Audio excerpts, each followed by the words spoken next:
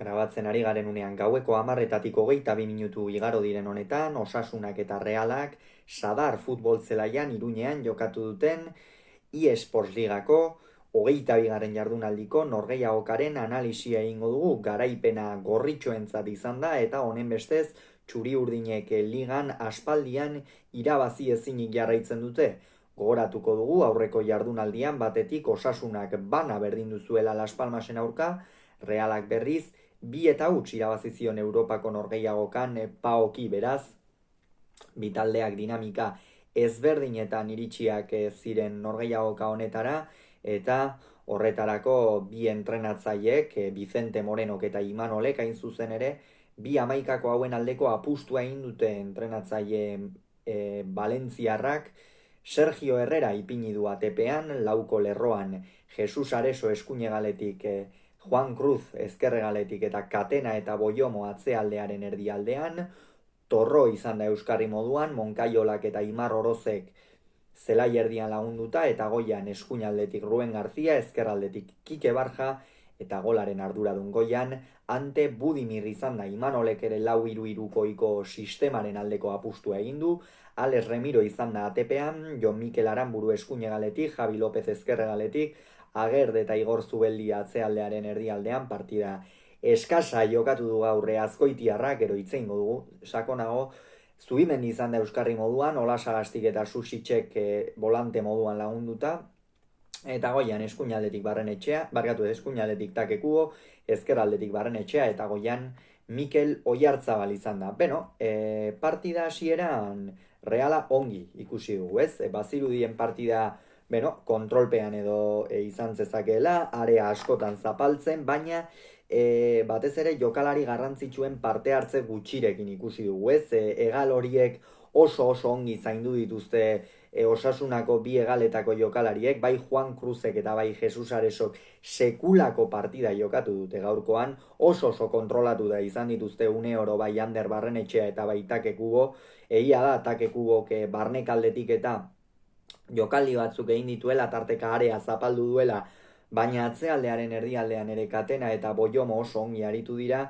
eta horren ondorioz Osasunak esan daiteke egin batean eutsi diola Realaren hasierako bombardak eta horri edo, ez? Hau da, Realak hasieran erasora jo du, erabat, baina gorritxoek ongi eutsi diote, eta gero euren txanda ongi baliatu dute. Euren txanda gerora hasi da, askoz ere parte hartzaileago ikusi ditugu, bai Ruen Garzia zelai erdiko jokalariak ere, ez? Jada 20. minututik aurrera edo Aimar Oroz egalean nola sartu den, benetan kalitate handiko jokalaria du horre Osasunak. Aurreko udan pentsatzen zen Atletikera joango zela, baina azkenerako etxean geratzea erabaki zuen jokalari nafarrak, eta benetan gaurkoan norgehiagoka ederra egin du, hor Igor Zubeldiak, Jon Mikel Aranburuk ikeragarri sufritu dute berekin ezkerralde horretatik, Kike Barjari asko lagundu dio erasoan batez ere, eta bera izan da, zalantzari gabe Osasunaren arrakastaren gakoetako bat, eta 34. minutuan zer, eta Realaren aldaratze eskas baten ostean, kasu honetan Aranburuk ez du ongi egin aldaratzea, gero Susitxek baloia oparitu dio Aimar Orozi, honek barnekaldera jo, Ante Budimirri zuloan sartu dio, Igor Zubeldia oso bigun ibili da hor, eta lehen esan dugu Igor Zubeldia gaur oso partida kaiskarra jokatu duela, eta horixe izan da horren adibide nagusietako bat, eta gero Ante Budimirrek, egia esan, angelu gutxirekin, baina Alex Remirori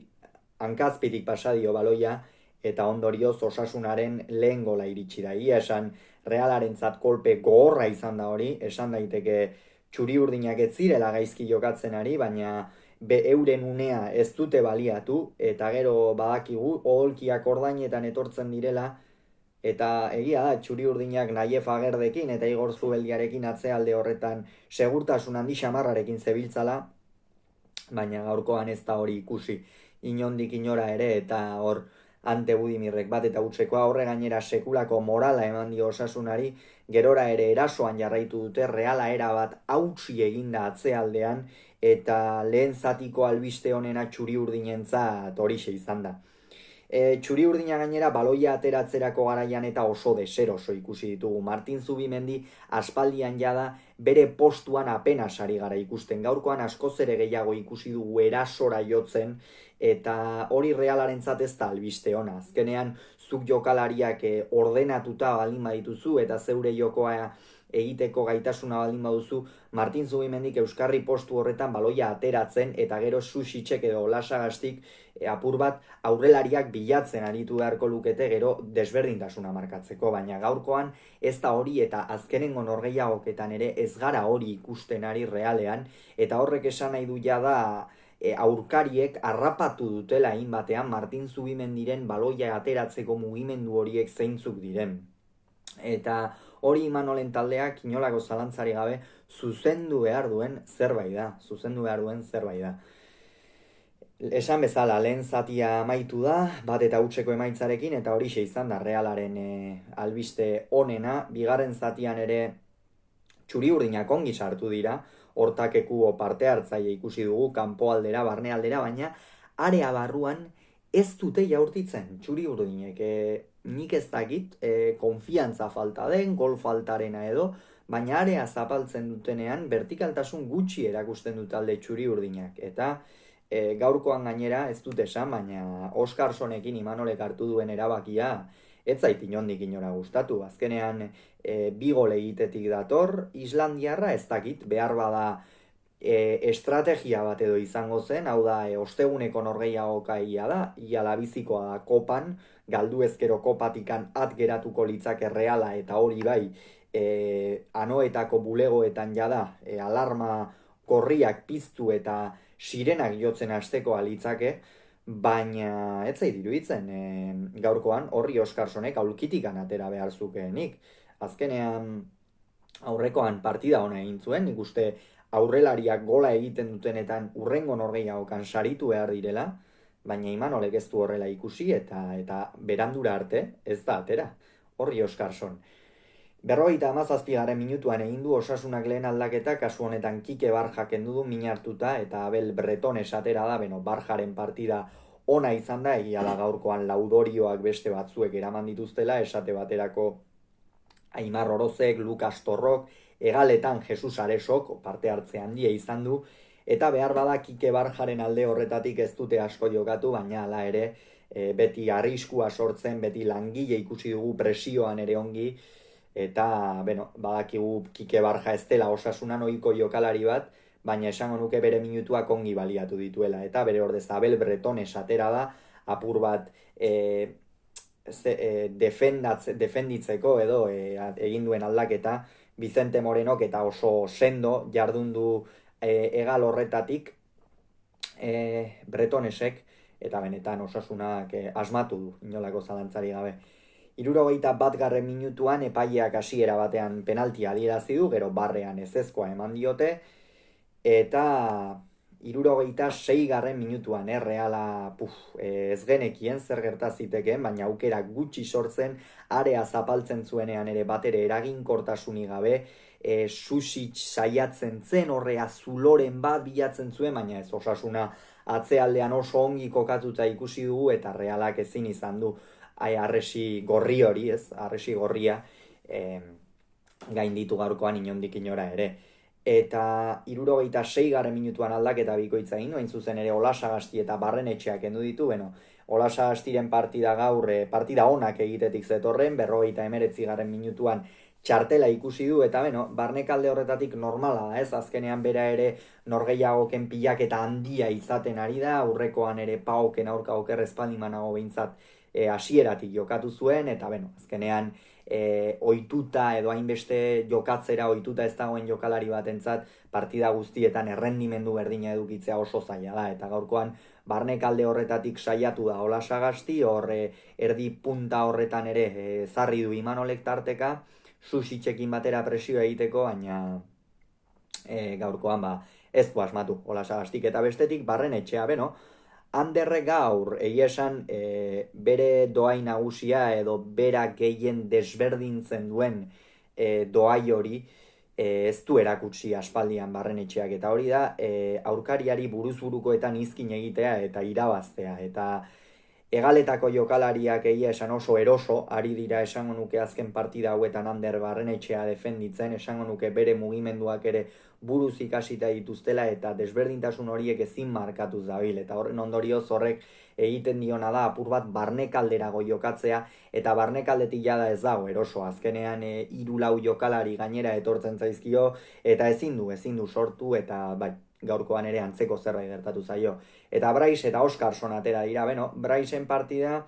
beste zerbait eskatzen zitzaion gaurkoan Brais badakigu ez dagoela bere unerik onenean, erdipunta horretan azken finean Realari sakontasun gehiago eman, apur bat zulo gehiago aurkitu ireki, zelai erdian beste pausa bat edo patxada bat ezarri, baina ez du lortu inondik inora ere hori Braisek, esango nuke gainera are gehiago Osasuna gora egitea ekarri duela bi hauen aldaketak, eta hor egia da Oskarsonek ere, gero itzeingo du Oskarsonetaz, baina hor batez ere esango nuke Oskarsoni gaur baloi gutxi iritsi zaizkiola, kuborekin ipini dute, Susicek sekulako pasea eman dio bolea zeruetara joan zaio, eta gaurkoan bere minutuak ez ditu behar bada lehengoan bezain ongi baliatu. 71. minutuan ere aldaketa bikoitza egin du Osasunak, hor talde gorritxoa eroso zegoen, Reala apenas ari zen aukerak sortzen, Juan Cruz eta Lucas Torro kendu ditu, Juan Cruzek esan dugu sekulako partida egin du, Ander Barrenetxea une oro oso kontrolatua eduki du, esango nuke Javi López ere, eta Javi Lópezen horreiaoka gaurkoan gustatu zait, atzealdean behar bada kostatu zaio, Agerdek estaldura gehiegi egin behar izan dizkiola esango nuke, baina hor Juan Cruzek benetan sekulako gaitasuna dauka, baloi guztietan joan da oso borrokalari, eta benetan partida bikaina jokatu du Osasunako ezkergaleko jokalariak, eta Torro ere kendu du, Torro badakigu, Osasunara joaten den edozein entrenatzaierentzat jokalari finkoa izango dela, zelai erdian sekulako sendotasuna dauka, muskulu handia, eta hori gainera Aimar Orozen kalitatearekin eta Jon Moncaiolaren kalitate gehi muskuloarekin oso ongi batzen da, eta horregatik funtsezko jokalaria da. Iker Muñoz eta Moi Gomez atera ditu, Lucas Torrok nekatuta egon behar zuen, ze Moi Gomez egia ez dela apur bat profil horretako jokalaria, egia da gero Moncaioak apur bat atzeraxeago ere joka dezakeela, eta Iker Muñoz baina hauek atera direnerako 74. Minutuan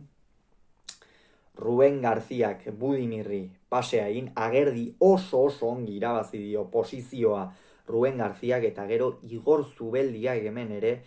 geldiri geratu da area barruan zer egin etzekiela edo ez da gainera joan, eta Ante Budimirre bigarren gola egin du, hau da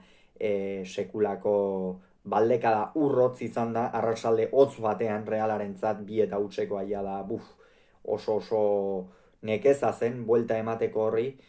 eta 78. minutuan Kubo, Oiartzabal eta Zubeldiak kendu ditu, Kubo irurak nik esango nuke atsedena emateko, Zubeldia esan dugu. Oso ahul gaur bat ere sendotasunik gabe, goitikan ere ezin baloiak irabazi, asko sufritu du Budimir, Rubén Garzia eta Kike Barjarekin, eta bai, gaurkoan benetan azteko moduko arratsaldea Azkoitiarrak Oiartzabal, esango nuke Oiartzabalek hoeto xeago ez ote den aritu. Azken finean bere lana ongi egin du, gainera 2 postutan bezala jokatu du, batean ezkerraldetik edo erdi puntan ere ipini du, eta gero hasieran aurrealde horretan, baina gaur, esango nuke baloiarekin beste kontaktu bat izan duela, eta hori ere behar du, Oiartzabalek, azkenean ez da jokalari azkarra, baina bai inteligentzia handikoa, baloiarekin beti zer egin badakiena, eta gaurkoan hori erakutsi duela esango nuke, eta atake Kubo, gaur behar bada Juan Cruzek oso kontrolatuta eduki du une oro, ezin izan du bere beti egiten dituen zulo horiek bilatu edo lasterkaldiak egin, area barruan ere nahiko zehaztasun gutxirekin ikusi dugu Kubo, eta gaurkoan ere ez da bere arratsa izan, eta gero Beker Zaharian eta Elustondo atera dira, Zaharian aspaldiko partez, aspaldian ez genuen errusiarra ikusi, baina bai, gaur atera da, bizirik dago errusiarra entrenamenduetan eta ikusi izan dugu, baina jokatzen berdegunean ez. Eta Hala ere, berdin jarraitzen zuen Norgehiagokak, Realak ez zituen aukerak sortzen. 86. minutuan Osasunak aldaketa bikoitza egin du, Budimir eta Ruben Garziak kendu ditu, biak ala biak izan dira, esango nuke Osasunaren protagonista nagusiak, inolako zalantzari gabe gainera, Budimirrek aurrealde horretan sekulako kalitatea dauka, ez gola bakarrik gero areaz kanpo baloia hartu, lasterkaldiak egin, jokalariak ongi bilatu, Ruben Garziak ere eskuinalde horretatik sekulako maila erakutsi du, eta Raúl García eta Brian Zaragoza atera dira, jada partida erabakita zegoen, eta eurek presentzia gutxi izan dute, eta 84. minutuan, orezko gola edo egin duela esango genezake, Xeraldo Bekerrek Oscarsoni area barruan baloia ipini, eta Oscarsonek aurrelari Petoaren gola egin du, baina zer gutxitarako balio du, hortxe amaitu delako Norgehiagoka. Egia esan partida eskasa Realarena, epaile ez dugu esan, baina Martinez Munuera izan da, nahiko partida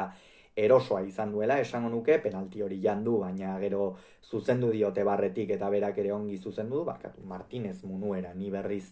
Ortizarias izan da, Ortizarias. Eta azkenerako horixe. 2-1, Realak beste porrot bat, une honetan Osasuna 7. dago 30 punturekin, Reala 11. 28rekin, esan bezala, ostegunean bai edo bai irabazi beharreko Norgehiagoka, bestela urduritasunak hasiko dira, urduritasunak hasten direnean ez da gauza ona izaten, eta Reala inoizko testuingururik, azken urteetako testuingururik zailenean ari gara ikusten, eta Imanol inoiz baino kritikatuago izaten ari da, eta inoiz baino galdera ikur gehiagorekin dago. Hauxe beraz esan beharrekoa, hurrengoan gehiago izango zuen, bitartean on izan agur.